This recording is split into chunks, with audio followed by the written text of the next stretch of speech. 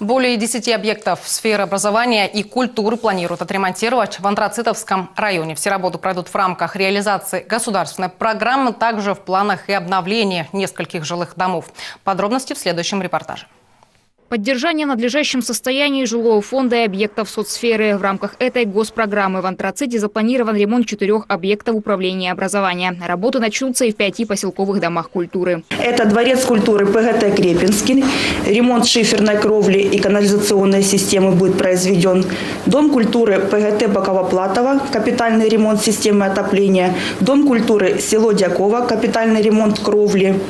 И дом культуры ПГТ Нижний Нагольчик. Капитальный ремонт кровли. Но это не все. Запланирован капитальный ремонт системы отопления спорткомплекса в поселке Крепинский, а еще замена окон в комплексном центре социального обслуживания населения. В планах на ремонт и объекты жилищно-коммунальной сферы. Запланировано произвести усиление и ремонт наружных и внутренних несущих стен жилого дома по адресу улица Мира, 22. Это шахта Центральная.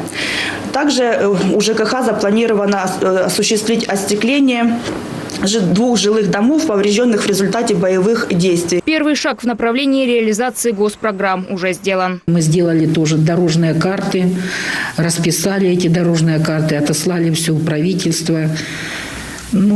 Работа продолжается, поэтому стараемся сделать как можно лучше наш город. Как только правительством будут одобрены дорожные карты и выделено финансирование, здесь приступят к работе. Анастасия Илющенко, Маргарита Деточка, Алексей Деточка, Вести, Луганск, 24.